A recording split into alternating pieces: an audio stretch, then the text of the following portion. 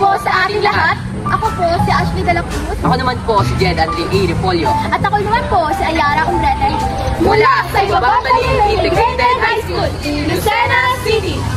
Ngayon ay magluluto kami ng tradisyon, sarap at nutrisyon. Bawat sangkap ay may kwento, bawat halimuyak ay alaala. Pasok sa budget ng pamilya at siguradong sarap sustansya.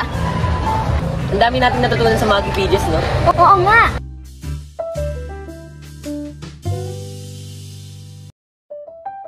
Ang Go Foods, ito yung mga pampalakas, mga carbohydrate-rich food. Natutunan ko kung gaano kahalaga ang Go Foods tulad ng kanin, tinapay at pasta na nagbibigay lakas upang makapag-aral tayo. Ang Grow Foods naman, ito yung mga pampalaki ng katawan, yung mga sagana sa protina. Tama, at ang Grow Foods naman gaya ng karne, itlog, hipon at gatas. Yan ang nagpapalakas at nagpapalaki sa ating katawan. At one egg a day pala is okay. Ang Glow Foods, ito yung mga pagkaing mag-boost ng immune system dahil sagana sa vitamins at minerals. Huwag din kalimutan na ang Glow Foods, butas at gulay, yan ang tumutulong para maging healthy ang ating balat at para hindi tayo sakitin. Tara na't mabuti sa ating bayan sa paaralan!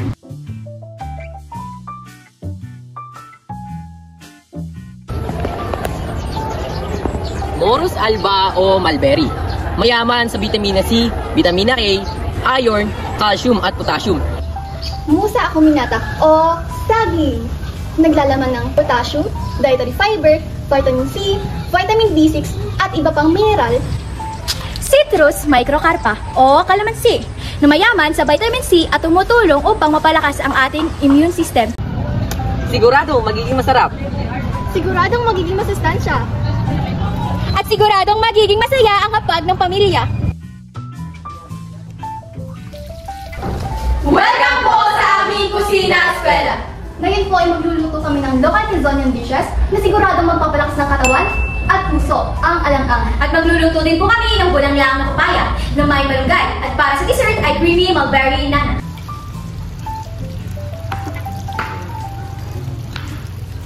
Mga sangkap. Hipong ilog na mayaman sa protina. Ilagay ang luya, bawas lansa, bawas kabag, at bawas bigat ng buhay sa pamilya. Bawang na nakababawas ng bad cholesterol at may anti-inflammatory effect. Ilagay na ang mga pampalasa, paminta, asukal,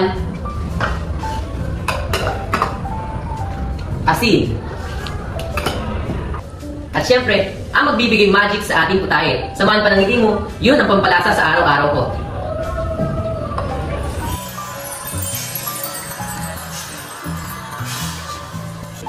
Ilagay ang 4 cups alang-ang niyog.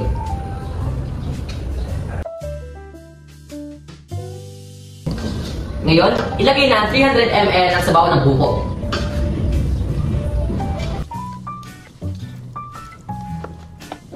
Ngayon, isa lang sa apoy may medium heat. Kung sa tingin mo ay igana sa sabaw ng buko, ilagay na natin ang mulberry leaves.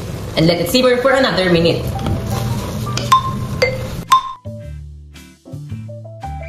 At luto na ang ating alang-ang. Mga sangkap, hugas bigas, papayang hilaw, malunggay, kamatis, asin, bawang at pampalasa. Ilagay ang 4 cups hugas bigas. Ilagay ang bawang.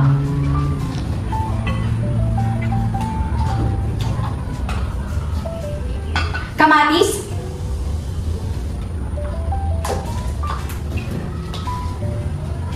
At pakuluin. Ilagay ang papayang papalakasin ang immune system mo dahil sa yaman sa vitamin C at A. Hayaan lang lumambot.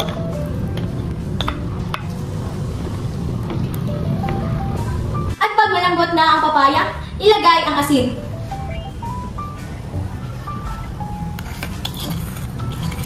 At pampalasa, dahil ang nagmamahal, nagmamagi.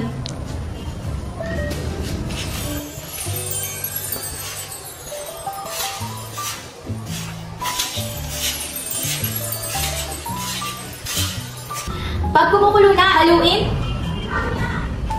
At ilagay ang malunggay na mayaman sa iron at calcium.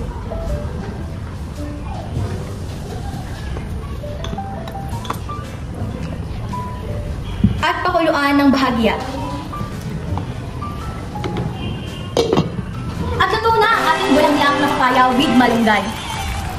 Para naman sa ating dessert na magdadagdag tamis sa samahan ng pamilya, gagawa tayo ng creamy mulberry nana. Mga sangkap, 2 cups mulberry fruit, 1 cup sweetened banana, 125 ml Nestle cream, and 300 ml carnation condensed milk. Para sa creamy dessert, meron tayong carnation condensed milk.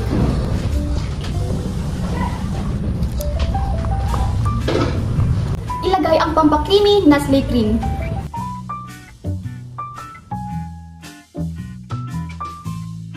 Ilagay ang sweetened banana na mayaman sa potassium. At ilagay ang mulberry fruit na umaapaw sa fiber at vitamins pampaganda ng kutis.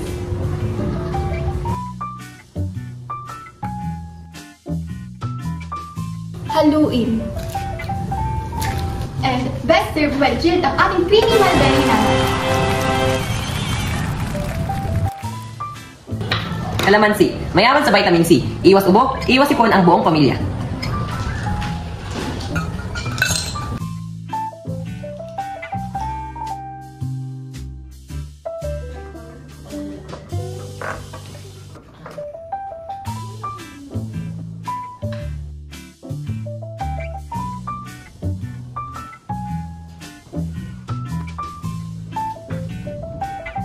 Handa na ang budget meal for family of 4 na siguradong sulit, magic, at sarap sulit.